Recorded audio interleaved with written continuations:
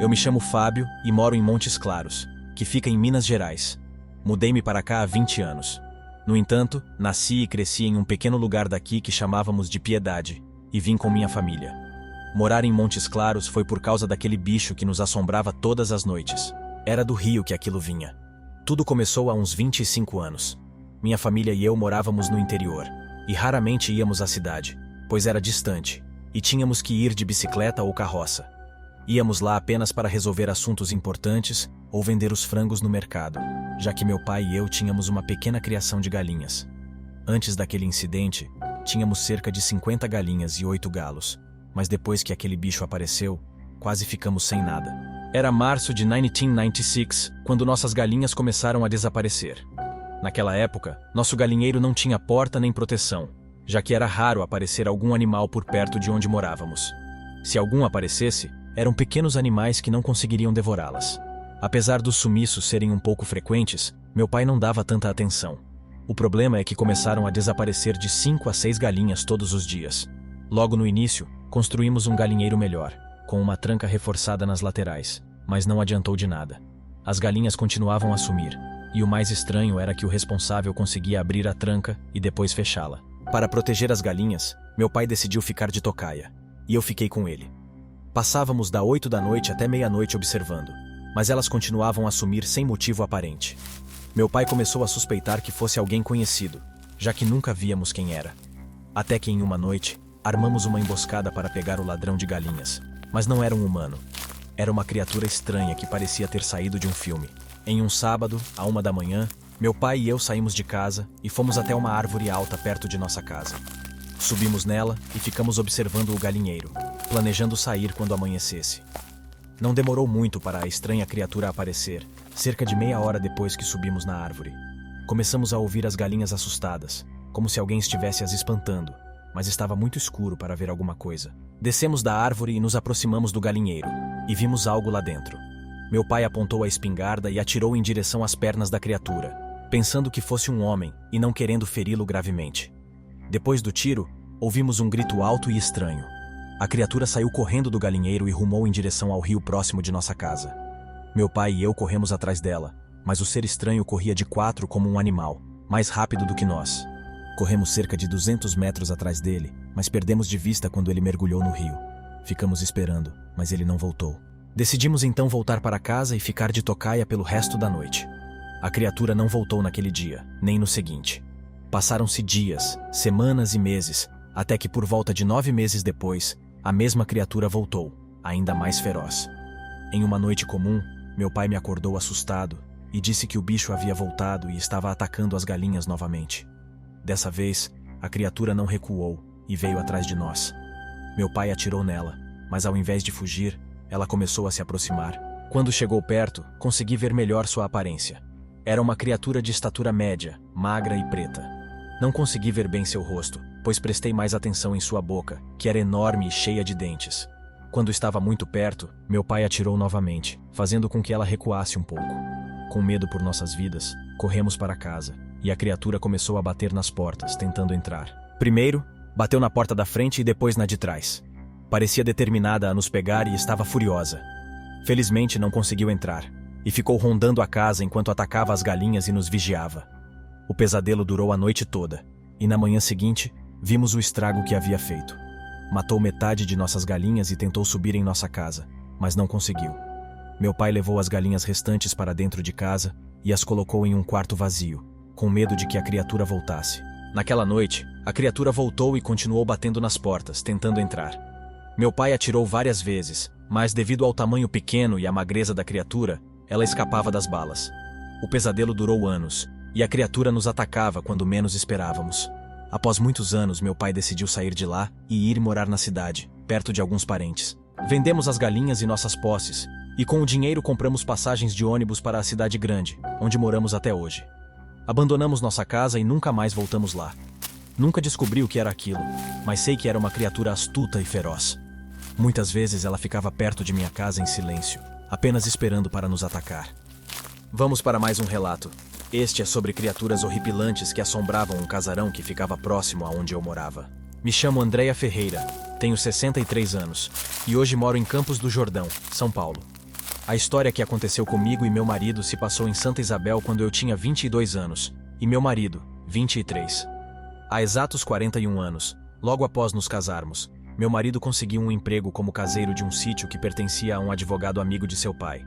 Como morávamos na casa de meus sogros, vimos isso como uma boa oportunidade para ter nossa privacidade, e um cantinho só nosso. Aceitamos de imediato e nos mudamos para lá. O advogado só ia até lá uma vez por mês para passar um fim de semana com a família e pagar meu marido, já que eles moravam na capital. Nosso trabalho era bastante simples, apenas cuidar do jardim, manter a piscina limpa e zelar pela casa e os móveis. Basicamente era um bom trabalho, e nós conseguíamos economizar uma parte do salário para comprar nossa casa no futuro. No 6º mês que estávamos lá, começamos a ouvir coisas estranhas à noite, mas não no sítio. Eram barulhos que vinham de uma mata que ficava atrás da casa.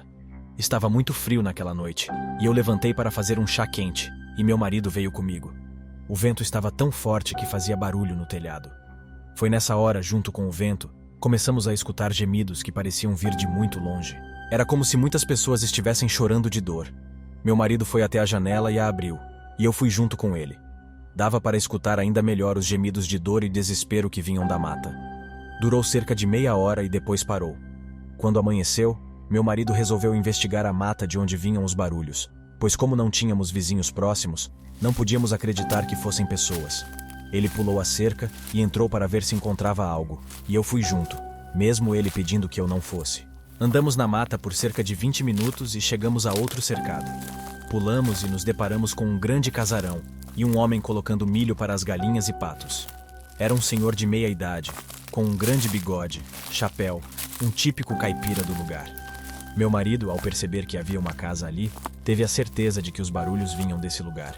Então ele gritou para o homem e perguntou se poderia se aproximar. O homem, meio desconfiado, acenou com a mão e fomos até ele. Nos apresentamos e falamos que morávamos depois daquela mata em um sítio e tínhamos vindo até ali, pois na noite anterior ouvimos uns barulhos estranhos e acabamos achando essa casa. O senhor nos olhou de maneira estranha e disse: "Eu não escutei nada. Moro aqui há muitos anos, e mesmo que houvesse algum barulho, eu não ouviria, pois tenho sono pesado." Nós rimos e voltamos para casa, mas meu marido ficou desconfiado do velho, como se ele soubesse de algo. Quando anoiteceu novamente, estava fazendo muito frio, e eu fui deitar cedo, mas meu marido ficou acordado, dizendo que estava sem sono e iria ler um livro antes de dormir. Por volta das 2 horas da manhã, acordei com ele falando: "Escuta o barulho novamente, só que agora está bem mais próximo, como se estivesse perto daqui."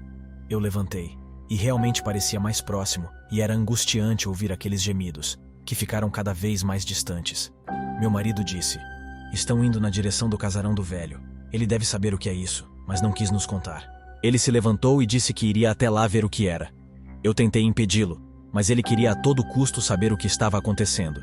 Então falei: "Se você for, eu vou junto. Na hora em que você passar pela cerca, eu vou atrás de você."